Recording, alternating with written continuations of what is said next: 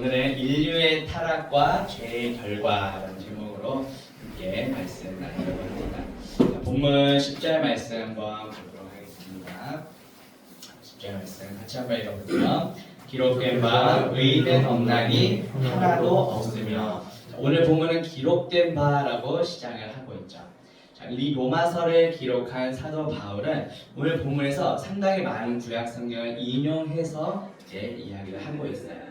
여기에 기록된, 그러니까 바울이 인용한 구약 성경이 바로 시편 14편 3절입니다. 같이 한번 읽어볼게요. 시편 14편 3절. 다 치우쳐 함께 더러운 자가 되고 선을 행하는 자가 없으니 하나도 없도다. 고대 그 헬라어 문헌에서 의인을 가리키는 단어가 본래는 그 행위가 자신이 속해 있는 공동체, 어떤 사회와 이렇게 조화를 이루는 것, 그리고 당시 어떤 신들이나 또 이웃에 대해서 어떤 자신의 어떤 정당한 의무를 이행하는 것, 이것을 당대에는 의인이라고 생각을 했어요. 그런데 오늘 본문에 사용된 이 의인이라는 의미는 죄인들과는 다르게 오직 하나님만을 의지하는 사람, 하나님의 말씀이 율법을 지키는 올바른 사람들을 이제 의인이라고 칭합니다. 그런데 왜 바울은 이 세상에 의인이 하나도 없다 이렇게 이야기했을까요? 지난주에 기억이 나나요? 벌써 작년이네요. 네, 지난주에 우리가 아담과 하와가 뱀의 유혹에 넘어가서 하나님께서 먹지 말라 금하신 그 선악과를 따먹고 전적으로 타락했다는 말씀 들었었죠. 인류의 시조이자 인류의 대표격이 그 아담이 범죄한 이후에 아담과 우리는 서로 연합한 존재인데요. 이 세상의 모든 사람들은 영적인 측면에서 다 전적으로 이미 타락한 존재가 되었어요. 전적으로 타락하고 전적으로 무능력한 존재이기 때문에 우리 스스로 율법, 이 모든 말씀을 온전히 다 지킬 수 있는 사람은 한 사람도 없다라는 뜻이에요. 그래서 바울은 이 세상의 행위로는 의롭다함을 얻을 육체가 없다, 단 한 사람도 없다 이렇게 말한 것입니다. 로마서 3장 20절 말씀 보면 그러므로 율법의 행위로 그의 앞에 의롭다 하심을 얻을 육체가 없나니 율법으로는 죄를 깨달음이라고 했습니다.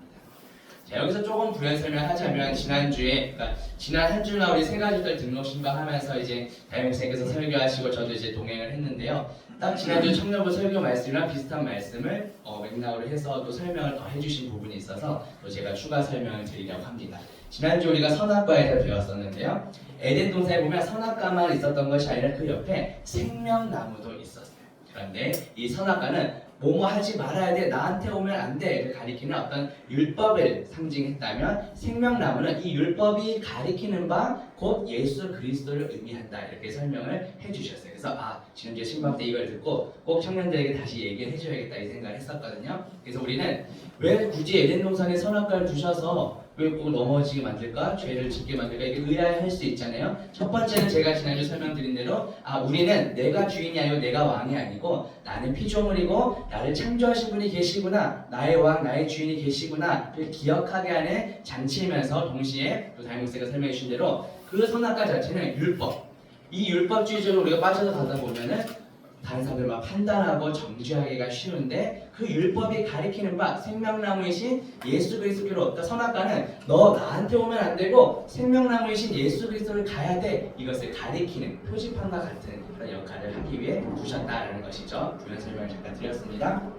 아무튼 이 모든 사람은 자신의 행위로는 결코 의롭다함을 얻을 수 없다는 말씀이에요. 우리는 오직 예수 그리스도를 유일한 구원자로 내 삶의 주님으로 믿고 영접함으로써 의에 이르게 된다라는 것이죠. 로마서 1장 17절에 보면 복음에는 하나님의 의가 나타나서 믿음으로 믿음에 이르게 하나니 기록된 바 오직 의인은 믿음으로 말미암아 살리라고 말씀합니다. 자, 바울이 여기서 말하는 의인은 무엇일까요? 그냥 내가 다른 사람들보다 조금 더 착하게, 좀 더 도덕적으로, 좀 더 윤리적으로 이 세상의 법을 지키며 살아가는 것, 그런 상대적인 남들과 비교했을 때 의로움이 아니라, 자, 우리는 상대적으로 다른 사람들보다 좀 더 착하게 살 수 있죠.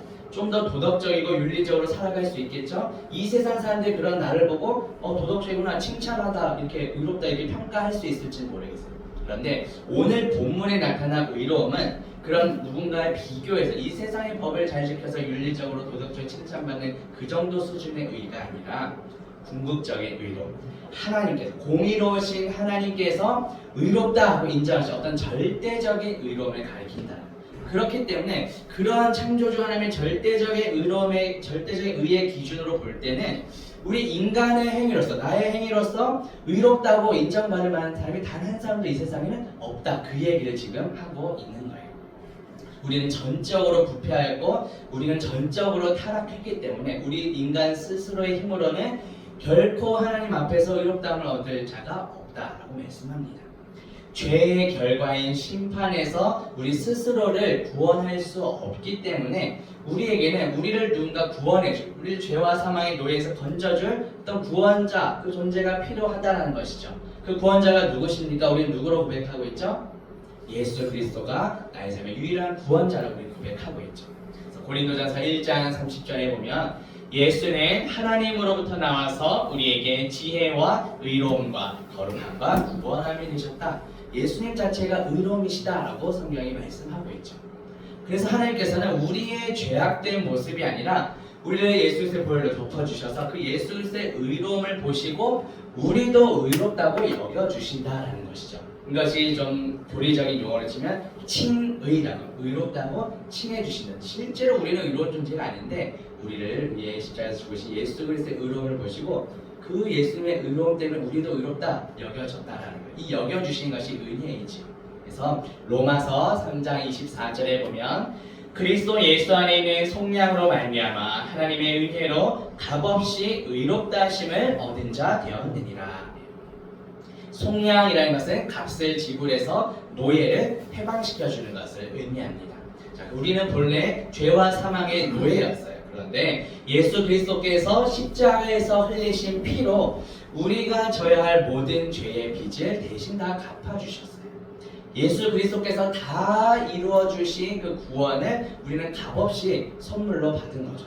이것이 은혜입니다. 은혜는 받을 자격이 없는 자에게 값없이 베풀어 주시는 하나님의 선물이에요. 자, 우리는 인간편에서는 아무런 값도 치르지 않았지만 예수 그리스도께서 십자가에서 흘리신 피로 우리를 사셨죠. 그렇기 때문에 내가 더 이상 내 삶의 왕, 내 삶의 주인이 아니라 우리를 피값 주고 사신 예수 그리스도께서 주인 되시는 삶을 살아가는 저와 청년들 되시기를 주님의 이름으로 축복합니다. 본문 11절 말씀 볼게요. 깨닫는 자도 없고 하나님을 찾는 자도 없고. 성경에서 말하는 죄는 무엇입니까? 우리의 마음과 생각에 있어서 하나님을 찾지 않는 거예요. 우리 지난주 셀 모임 때 우리 각자가 지은 죄들 무엇인지 한번 돌아가서 살펴봤는데 아마 그때 기준으로는 그냥 이 세상에서의 기준으로 생각해서 나는 뭐 죄가 있어요 없어요 이런 식으로 아마 우리가 나눴던 것 같아요. 그런데 성경에서 말하는 죄는 그 죄라는 단어 자체가 관역에서 화살이 관역에서 빗나가는 것이 원래 죄를 나타내는 원문의 뜻이. 그렇기 때문에 그 관역이 의미하는 바 예수 그리스도의 원자의 뜻에 우리가 이르지 못하거나 잘못 벗어나거나 불순종하는 이 모든 것이 하나님 보시기에 다 죄라는 것이죠. 사도 바울은 여기서도 구약 성경을 인용합니다. 시편 14편 2절 볼게요. 여호와께서 하늘에서 인생을 굽어 살피사 지각에 있어 하나님을 찾는 자가 있는가 보려 하신즉 그런데 없었다 이 말이고요. 이사야 53장 3절도 볼게요. 사람들이 그에게서 얼굴을 가리는 것 같이 멸시를 당하였고 우리도 그를 귀히 여기지 아니하였다. 다시 말하면 하나님을 찾지 않고 하나님을 귀하게 여기지 않는 것이 바로 성경에서 말하는 죄라는 것이죠. 하나님을 깨닫지도 못하고 하나님께 나아가려는 의지조차 없는 인간의 전적인 죄악상, 부패함을 보여주고 있죠. 그래서 하나님을 깨닫지 못한다는 것은 단순히 어떤 지식이 부족하다는 것만이 아니라 우리 인간의 가장 깊은 본질 속에서 하나님을 대항하고 대적하고 거부하는 것을 포함합니다. 예수 그리스도를 통해 많은 이적들도 우리 이 땅에 오셔서 행하셨고 그런 수많은 증거들이 분명히 나타났는데 그것을 직접 보고서도 끝끝내 믿기를 거부했던 그 당시 예수님 당시 유대인들이 있었죠. 그것을 통해 우리는 사실을 확인할 수 있습니다. 마태복음 13장 3절에 보면 그들이 유대인들이죠. 보아도 보지 못하며 들어도 듣지 못하며 깨닫지 못함이니라. 우리는 이 성경 말씀을 저 역시도 마찬가지로 나의 어떤 지식, 경험 이것으로 온전히 다 이해할 수 있을까요? 하나님의 말씀을 다 이해할 수 없죠. 우리의 인간의 이성으로는 다 이해할 수가 없죠. 그리스도의 영신, 또 하나님의 말씀은 하나님의 그리스도의 영신 성령님의 감동으로 써진 책이기 때문에 성령님께서 조명, 즉 깨닫게 해주신 은혜가 있어야 이 말씀을 온전히 깨달을 수 있게 되는 것이거든요. 그렇기 때문에 우리는 내 생각으로 판단하는 것이 아니라 하나님의 지혜가 되시는 예수 그리스도를 우리가 날마다 구해야 한다는 것이죠. 말씀이 들리도록, 말씀이 깨달아지도록 우리가 기도해야 한다는 것입니다. 그래서 하나님을 찾는다는 것은 적극적으로 하나님께 나아가려는 그런 나의 어떤 의지도 포함해요. 그래서 죄로 우리가 오염되고 부패한 인간이기 때문에 이러한 의지도 사실은 부족하잖아요. 깨닫는 것은 어떻게 보면 지적인 영역이고 찾는 것은 어떤 우리의 의지적인 그런 영역에 속하는데, 오늘 본문은 그런 우리의 지성과 감정과 의지 이 모든 전 인격적인 면에서 하나님을 이렇게 떠나 있는 그런 인간의 부패함을 지금 보여주고 있어요. 자, 그렇다면 우리 청년들, 하나님을 내가 얼마나 찾고 또 얼마나 가까이 나아가려고 애를 쓰고 있나요? 하나님의 지혜이신 예수 그리스도를 우리가 날마다 구하며 이 말씀 속에서 날마다 예수 그리스도를 발견하는 저와 청년들 되시기를 주님의 이름으로 축복합니다. 자, 12절 말씀 볼게요. 다 치우쳐 함께 무익하게 되고 선을 행하는 자는 없나니 하나도 없도다. 자, 사도 바울이 오늘 본문에서 구약 성경을 많이 인용하고 있어요. 그러니까 자기 말을 한 것이 아니라 다 성경에 나오는 말씀을 어떻게 보면 다 설교한 내용이에요. 시편 14편 3절을 인용했는데요. 여기서 보면 다 치우쳐 함께 더러운 자가 되고 선을 행하는 자가 없으니 하나도 없도다 라고 말하죠. 함께 무익하게 됐다. 함께 다 소용없는 것이 되어버렸다라는 뜻이에요. 우리가 뭐 여러 음식들도 있고 특히 뭐 우유 같은 거 상하면은 시큼시큼한 냄새가 결국 못 먹고 막 버리게 되는 경우가 있잖아요. 상한 우유를 못 먹고 버려야 되는 것과 마찬가지로 예수 그리스도가 없는 우리 인간의 본래 본성은 정말 소용이 없는 무가치한 것이다라는 뜻, 무용지물이라는 뜻이에요. 그래서 전적으로 타락한 인간은 결국 영원한 멸망에 처할 수밖에 없다라는 것이죠. 자, 우리 인간이 이렇게 된 이유가 무엇일까요? 다 하나님을 찾지 않고 다 치우쳐 있었기 때문이라는 거예요. 하나님을 적극적으로 찾아야 될 인간이 하나님을 찾지 않고 오히려 등을 돌려서 잘못된 길로 치우치고 이탈해버리는 것을 나타냅니다. 하나님의 말씀에 불순종하여서 타락한 결과로 인간은 그 어떤 곳에도 쓸모가 없는 그런 존재가 되었다는 것을 나타냅니다. 자, 요한복음 15장 5절에 보면 예수님께서 이렇게 말씀하셨어요. 나를 떠나서는 너희가 아무것도 할 수 없습니다. 자, 물을 떠난 물고기가 살 수 없는 것처럼 우리는 예수 그리스도를 떠나서는 결코 살아갈 수 없는 존재라는 거죠. 자, 여호수아 1장 7절 말씀 볼게요. 오직 강하고 극히 담대하여 나의 종 모세가 내게 명령한 그 율법을 다 지켜 행하고 우로나 좌로나 치우치지 말라. 그리하면 어디로 가든지 형통하리니. 우리가 걸어가야 할 길이 어디일까요? 예수님께서는 내가 곧 길이요 진리요 생명이라 말씀하셨습니다. 그러니까 우리가 좌로나 우로나 치우치지 않고 우리가 걸어가야 할 길, 하나님께로 가야 할 유일한 길이신 예수 그리스도께로 그것이 나아가는 저 청년들 되시기를 주님의 이름으로 축복합니다. 본문 13절 볼게요. 그들의 목구멍은 열린 무덤이요 그 혀로는 속임을 일삼으며 그 입술에는 독사의 독이 있고. 자, 앞서 11절과 12절에서는 우리 마음과 생각에 있어서 하나님을 찾지 않고 그 어떤 하나님의 절대적인 의로움과 선을 추구하지 않는 그런 죄악된 모습들, 사도 바울이 여러 구약 성경들을 인용하면서 쭉 설명을 해왔죠. 자, 이 13절 말씀은 그러한 우리 인간의 죄악된 마음에서 비롯되는 또 우리의 말 습관, 언어, 생활 습관에 대해서 이야기합니다. 자, 유대인들에게 있어서 죽음은 부정한 것이었어요. 시체가 매장되어 있는 이 무덤은 사람들이 접촉하지 못하도록 그 입구도 견고하게 봉해놨습니다. 그리고 그 무덤에 이런 시멘트처럼 석회를 칠해서 눈에 띄게 해서 사람들이 가지 못할 접근을 막기도 했죠. 자, 그런데 가끔씩 간혹 너무 오래되고 관리가 소홀해져서 그 입구를 막은 돌이 굴려져서 열린 무덤이 생기기도 했어요. 자, 이 죄악된 사람의 언어 생활이 마치 그 무덤이 열린 것처럼 계속적으로 그 악취를 뿜어내는 것처럼 사람들을 괴롭게 한다는 것을 보여줍니다. 혀로 속임을 일삼는다는 것은 계속해서 그 인간의 마음 가운데 거짓됨이 있다는 것을 보여줍니다. 예수 그리스도를 믿고 거듭나기 이전에 그 인간의 타락한 본성이 얼마나 거짓으로 가득 찼는지를 우리에게 말씀하고 있어요. 예레미야 17장 9절에 보면 만물보다 거짓되고 심히 부패한 것은 마음이라고 했습니다. 거짓된 마음이 이끄는 대로 우리가 행동한다면 다른 사람을 속이는 삶을 살 수밖에 없겠죠. 그 입술에 독사의 독이 있다라고 말합니다. 이것은 구약성경 시편 140편 3절을 인용한 겁니다.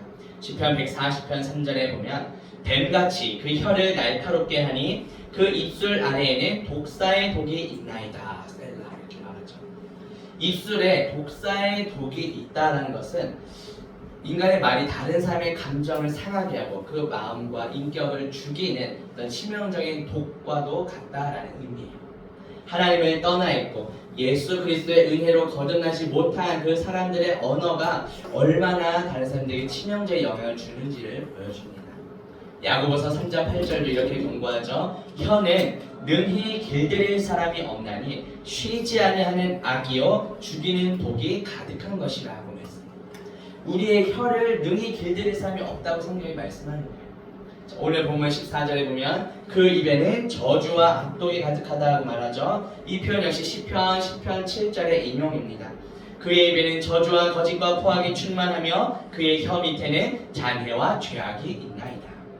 사람의 말은 우리 마음속에 있는 것을 꺼내는 역할을 하게 되죠.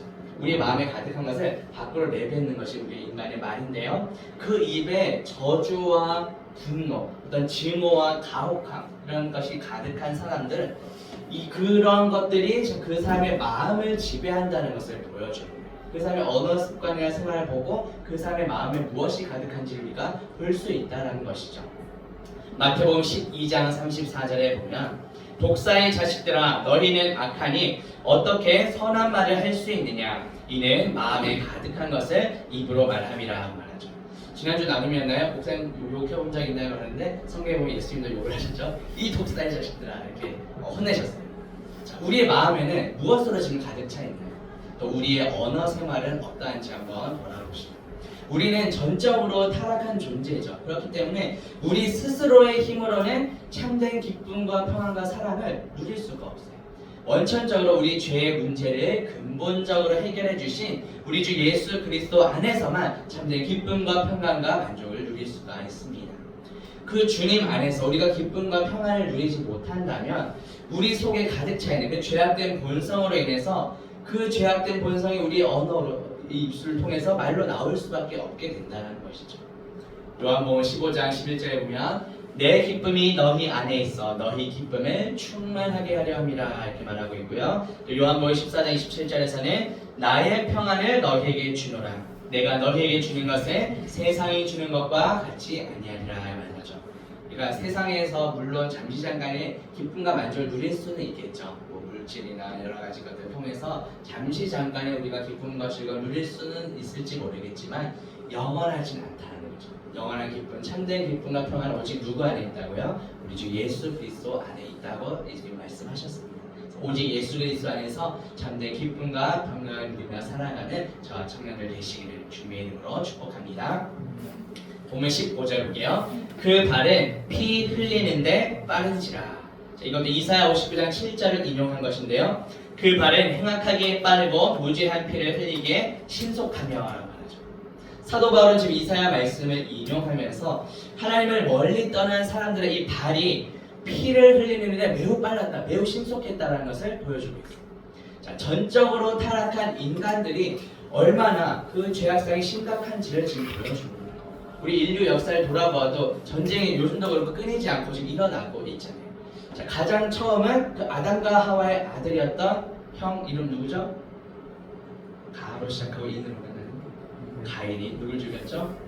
동생 아벨을 죽인 그 최초의 살인 사건이 성경에 기록되어 있죠. 창세기 4장 8절에 보면 가인이 그의 아우 아벨을 처음 죽이니라. 성경에 계속 가인이 아벨을 무고하게 죽인 이후에 인간의 역사에서 계속 피를 흘리는 것이 반복되어 오고 있어요. 피를 흘리는데 빠른 발은 다른 사람들을 불행하게 만들고 더 빠른 멸망으로 이끌고 맙니다. 그런데 똑같은 피이지만 멸망으로 이끄는 것이 아니라 영원한 생명으로 이끌어주는 피가 있어요. 누구의 피일까요? 예수님이 십자가에 달리신 그 피로 우리를 이미 멸망 가운데 있던 우리를 건지시고 구원해 주신 피이죠. 보혈이죠. 그래서 누군가를 죽여서 흘린 피가 아니라 우리를 위해 자신의 목숨을 내어주신 값진 피였죠. 우리 주 예수 그리스도께서 십자가에서 흘린 피로 우리의 모든 죄를 사해 주셔서 이것이 참된 복음이죠. 골로새서 1장 20절에 보면 그의 십자가의 피로 화평을 이루사 우리는 본래 하나님과 원수된 죄인이었는데 예수님께서 십자가의 피를 흘리심으로 하나님과 화평, 관계가 회복되고 진정한 샬롬을 이루어 주셨다는 거예요. 또 마태복음 26장 28절 성찬식에 대해서 가르쳐 주시면서 지난주 성도시대 성찬 참여한 청들 있지요. 그 떡은 예수님의 몸을 상징하고 포도주는 예수님께서 우리 위해 흘리신 피. 그 내용이에요. 이것은 죄사함을 얻게 하려고 많은 사람을 위하여 흘리는 바 곧 나의 피, 곧 언약의 피니라 말씀하죠. 주님의 몸된 공동체에 성찬을 한다는 것은 우리가 주님을 하면서 한 몸된 공동체가 되었구나. 주님의 살과 피를 먹고 마시면서 그 은혜를 다시 한번 되새기며 누리는 시간을 갖는 것이죠. 그래서 누군가를 불행하게 만들고 멸망으로 이끄는 그런 피가 아니라 우리의 죄를 사하시기 위해 십자가에서 흘리신 예수의 피로 우리가 구원받았음을 믿고 감사하는 저와 청년들 되시기를 주님의 이름으로 축복합니다.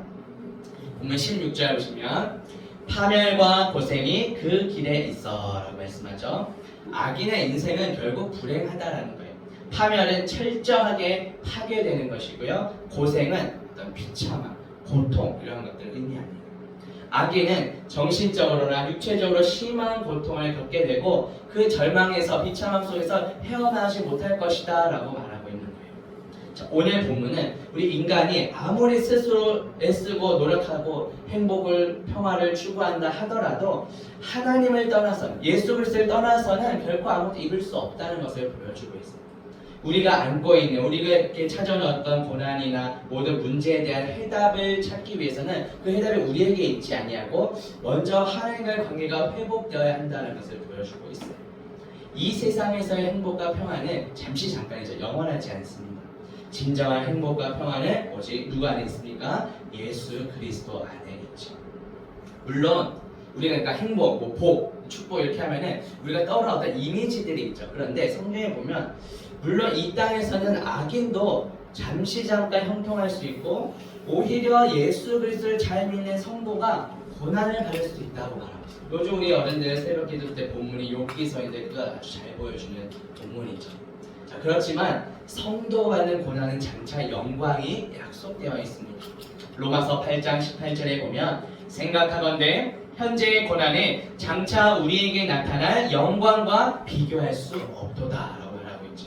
또 로마서 5장 3절 4절 볼게요. 환난은 인내를, 인내는 연단을, 연단은 소망을 이루는 줄 알미로다.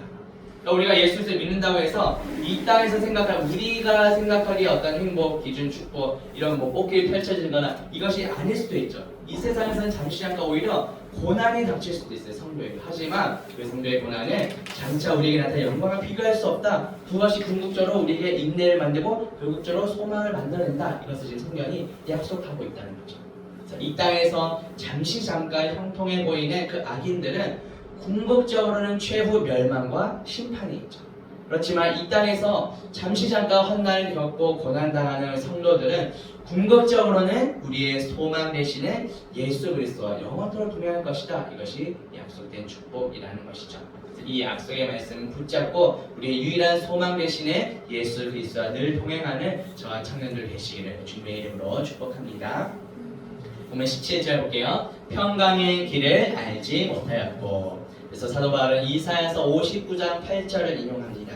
그들은 평강의 길을 알지 못하며 그들의 행하는 곳에는 정의가 없으며 굽은 길을 스스로 만드나니 무릇 이 길을 받는 자는 평강을 알지 못하느니라. 타락한 인간은 하나님과의 관계에서 오는 그 평강을 알지도 못하고 제대로 누리지도 못한다는 말씀이에요. 자, 그렇다면 참 평강은 무엇일까요? 여기에 나오는 평강이 신약성경 헬라어로는 에이레네이고 구약의 히브리어로는 샬롬에 해당합니다. 하나님과의 회복된 관계에서 오는 이러한 평안은 하나님께서 보내신 예수 그리스도를 통해서만 우리가 얻을 수 있다는 거예요. 예수 그리스도의 그 십자가의 피로 하나님과 원수된 우리가 화목을 이루었다. 관계가 회복되고 참 샬롬이 이루어졌다는 것이죠. 이사야 9장 6절에 보면 이는 한 아기가 우리에게 낳고 한 아들을 우리에게 주신 바 되었는데 평강의 왕이라 할 것임이라 말하고 있죠. 예수 그리스도는 이 땅에 평강의 왕으로 오셨습니다. 우리는 본래 하나님과 원수된 자들이었죠. 그런데 평강의 왕으로 오신 예수 그리스도께서 우리를 하나님과 화목하게 해주셨어요. 진정한 샬롬을 이루어 주셨다는 거죠. 로마서 5장 10절입니다. 곧 우리가 원수 되었을 때에 그의 아들의 죽으심으로 말미암아 하나님과 화목하게 되었은즉 화목하게 된 자로서는 더욱 그의 살아나심으로 말미암아 구원을 받을 것이니라. 평강의 왕이신 예수 그리스도를 통해 하나님과 원수였던 우리가 다시 화목하게 되었음을 믿고 감사하는 저와 청년들 되시기를 주님의 이름으로 축복합니다. 18절 보시면 그들의 눈앞에 하나님을 두려워함이 없느니라 같으니라. 그래서 시편 36편 1절 인용하는데요. 악인의 죄가 그의 마음속으로 이르기를 그의 눈에는 하나님을 두려워하는 빛이 없다 하니.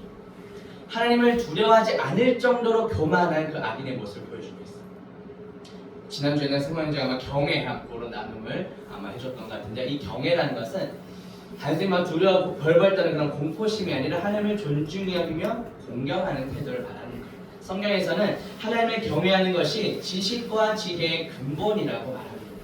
더 나아가서 우리 인간이 사람의 본분이에요. 잠언 1장 7절에 보면 여호와를 경외하는 것이 지식의 근본이다. 또 잠언 9장 10절에서는 여호와를 경외하는 것이 지혜의 근본이다. 전도서 12장 13절 하나님을 경외하고 그의 명령들을 지킬지어다. 이것이 모든 사람의 본분이니라. 이렇게 말하고 있습니다. 그러니까 우리가 살아가는 목적이 하나님을 경외하는 것. 오늘 우리 난예배 온 청년도 알겠지만 우리 주 예수 그리스도를 섬기는 것, 가장 귀한 가치를 두고 예배하는 것이 우리의 가장 큰 본분이라는 걸 우리가 들었죠. 하나님을 경외한다는 것은 단지 두려워 떠는 공포심이 아니라 하나님을 존중히 여기며 공경하는 것, 하나님을 섬기고 예배하는 것. 가장 잘 섬기는 방법이 오늘 예배라는 말씀, 난예배 때로 말씀해 주셨는데요. 자, 이 세상 사람들이 비인간적이고 비윤리적인 일들을 하는 이유가 무엇인가요? 근본적인 이유는 하나님을 경외하지 않기 때문입니다. 자, 하나님은 우리가 경외해야 할 우리의 생명의 창조주, 주인이시면서 모든 우리 인생의 역사를 주관하시는 주관자가 되시죠. 그래서 우리 인생의 본분인 하나님을 경외하며 잘 예배하고 섬기며 살아가는 저와 청년들 되시기를 주님의 이름으로 축복합니다. 자, 두 번째 살펴볼 본문, 지금 이제 첫 번째 본문이 끝났고요. 오늘 연습을 제가 마칠 것 같으니까 이제 두 번째 새로운 마음으로 시작합니다. 두 번째 살펴볼 본문은 로마서 5장 12절부터 14절이에요. 여기 먼저 로마서 5장 12절 같이 한번 읽어볼까요? 그러므로 한 사람으로 말미암아 죄가 세상에 들어오고 죄로 말미암아 사망이 들어왔나니 이와 같이 모든 사람이 죄를 지었으므로 사망이 모든 사람에게 이르렀느니라. 사도 바울은 우리 인류의 시조이자 대표라고 할 수 있는 그 아담과의 관계를 통해서 모든 인간이 본래 죄인이었다 이렇게 말씀하고 있어요. 자, 아담은 우리 인류의 조상이면서 처음으로 죄를 지었던 사람이죠. 그 아담과 연합된 우리 모든 인류에게도 그 죄가 좀 어려운 단어인데요. 전해졌다는 거예요. 우리에게 전가되어서 사망이 모든 사람이 저 여러분들에게 다 이르게 되었다고 말씀합니다. 자, 그럼 도대체 저 태초에 과거의 아담이 지은 범죄가 오늘날 우리와 왜 무슨 상관이 있습니까? 이렇게 궁금해할지 모르겠어요. 자, 이것을 이해하기 위해서는 대표와 연합, 이 원리를 좀 우리가 알아야 되는데요. 대표와 연합의 원리가 무엇일까요? 어떤 한 인격체가 자신과 법적으로 이렇게 연합이 된 그런 공동체 전체를 대표해서 계약을 만약에 체결할 때 그 계약이 효력이 공동체 전체에게 미치는 것을 의미합니다. 계약 자체는 대표자가 했지만 그 효력이 미친 것은 공동체 전체에게. 자, 하나님에 의해서 처음으로 창조된 아담이 전 인류의 대표인 거예요. 그렇기 때문에 하나님이 너 선악과 너 먹으면 안 돼. 이 언약을 아담이 대표를 모든 인류를 대표해서 그 언약을 체결한 건데요. 자, 만약에 아담이 그 언약을 잘 지켰다면 아담과 연합한 모든 인류, 우리가 영원한 생명을 보장받았겠지만 지난주 우리가 살펴본 것처럼 그렇지 못했죠. 그렇기 때문에 모든 인류가 사망과 형벌 아래, 심판 아래 다 놓일 수밖에 없게 된 것입니다. 창세기 2장 16절 17절에 보면 여호와 하나님이 그 사람에게 명하여 이르시되 동산 각종 나무의 열매는 내가 임의로 먹되 선악을 알게 하는 나무의 열매는 먹지 말라. 내가 먹는 날에는 반드시 죽으리라 하시니라. 아담은 하나님과의 약속을 어겼죠. 지키지 못했어요. 그래서 아담과 연합한 모든 인류 역시 동일하게 그 죄와 심판 아래, 그 죄의 영향 아래에 놓이게 된 거예요. 그래서 아담 이후로 태어난 모든 사람들은 다 죽게 됩니다. 이 세상에 태어난 모든 사람들은 다 아담의 죄를 아까 말한 대로 전가받아서 그 죄에 대한 형벌로서 심판으로서 다 죽을 수밖에 없는 존재가 된 거예요. 히브리서 9장 27절에 보면 한 번 죽는 것은 사람에게 정해진 것이요 그 후에는 심판이 있으리니 라고 말씀하죠. 각자 저도 이제 곧 있으면 원래 한국 나이로 이제 41살이에요. 좀 우기면 만으로 30대 되잖아요. 아무튼 우리 인생 각자 인생은 이 땅에서 인생 길고 짧고 그 차이는 있을지 모르지만 모든 사람이 언젠가 결국 다 죽는다. 이 사실만큼은 다 동일하죠. 예수 그리스도를 믿든 믿지 않든 모든 사람이 죽는다는 이 사실은 다 동일합니다. 오는 것은 순서에 있어 가는 것은 없다고 말을 많이 하잖아요. 그렇죠? 바울은 우리가 죽는 이유, 죄의 결과로 인해서 사망이 들어오게 되었다 이렇게 말씀하고 있어요. 아까도 말씀드린 것처럼 죄를 짓는 것이 관역을 마치지 못하는, 빗나가고 벗어나는 것이라고 말씀드렸죠. 모든 인간은 죄로 인해서 하나님의 영광에 이르지 못하게 되었다는 거예요. 로마서 3장 23절 모든 사람이 죄를 범하였음에 하나님의 영광에 이르지 못하다. 자, 그런데 이렇게 죄와 허물로 죽었던 우리가 예수 그리스도의 은혜로 구원받게 되었죠. 에베소서 2장 5절에 보면 허물로 죽은 우리를 그리스도와 함께 살리셨고 너희는 은혜로 구원을 받은 것이다. 가끔씩 이제 어른들도 대표기도 하다 보면 죽을 뻔한 우리를 살려주신 예수님 이런 표현을 그냥 습관적으로 쓰는데 사실 우리는 죽을 뻔한 게 아니라 이미 죽었던 자들이에요. 죄와 허물로 죽었던 우리인데 살려주신 것이죠. 그래서 죄와 허물로 죽었던 우리를 살리신 예수 그리스도의 은혜에 감사하며 살아가는 저와 청년들 되시기를 주님의 이름으로 축복합니다. 본문 13절 보시면 죄가 율법 있기도 전에도 세상에 있었으나 율법이 없었을 때에는 죄를 죄로 여기지 아니하였느니라 말씀하죠.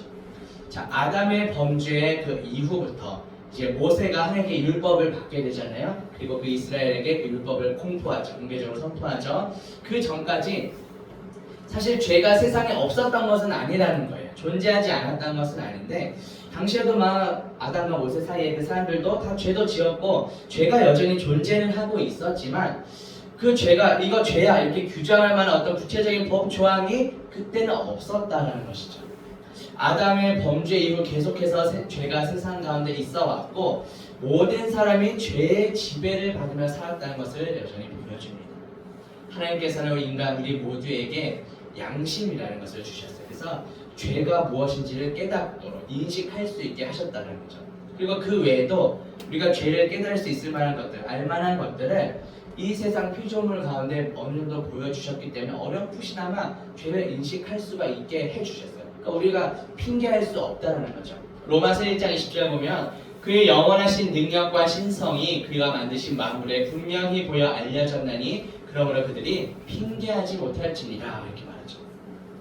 공의로우신 하나님께서는 노아 때에는 무엇으로 세상을 심판하셨죠? 물로 심판하셨고 그 이후에 소돔과 고모라 때 불로 심판하시기도 했죠. 자, 모세를 통해서 율법이 주어지기 그 전에도 사람들이 죄를 인식할 수 있는 그 증거가 있었다는 것을 보여주는 사건들이에요. 자, 다만 그 당시는 율법이 있기 전에는 어떤 구체적인 법 조항은 없었기 때문에 그 당시 사람들은 죄를 죄로 인정하지 않고 죄책감도 가지지 못했다는 것이 문제라는 것이죠. 자, 하지만 하나님께서 창조하신 자연 만물에 분명히 보이시고 알려주셨기 때문에 그 당시 사람들도 핑계할 수 없다 성경이 분명히 말씀합니다. 자, 오늘 본문 마지막 본문입니다. 우리 14절 볼게요. 그러나 아담으로부터 모세까지 아담의 범죄와 같은 죄를 짓지 아니한 자들까지도 사망의 왕노릇하였나니 아담은 오실 자의 모형이라.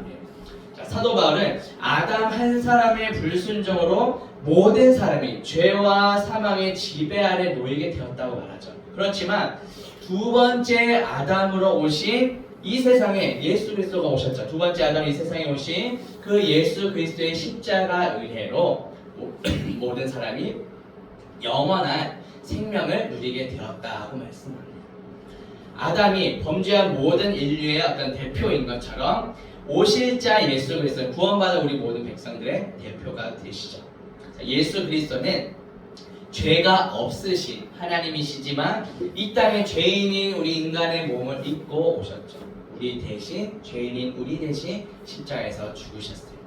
자, 아담으로 말미암아 모든 인류가 죄와 사망의 권세 아래 놓이게 되었다면 아담과 같은 인간의 모습, 인간의 몸을 입고 이 땅에 오신 예수 그리스도로 말미암아 우리는 이제 생명의 길을 걷게 되었다는 말씀이에요. 그래서 누구든지 예수 그리스도를 믿기만 하면 또 예수 그리스도와 연합하게 되면 이러한 은혜에 우리가 참여할 수 있게 된다는 겁니다. 그래서 우리는 이제 태초에 범죄했던 그 아담과 연합하는 것이 아니라 우리를 구원하신 둘째 아담이신 예수 그리스도와 이미 연합된 존재. 우리의 죄악된 옛사람이 이미 십자가에 종결되었고요. 예수 그리스도의 부활과 함께 그와 연합한 우리도 영원한 부활 생명을 이미 얻게 된 것이죠. 그리고 예수 그리스도께서 다시 오실 때 우리의 구원이 궁극적으로 완성될 것입니다. 그래서 주님 다시 오시는 그날까지 날마다 예수 그리스도와 동행하며 살아가는 저와 청년들 되시기를 주님의 이름으로 축복합니다.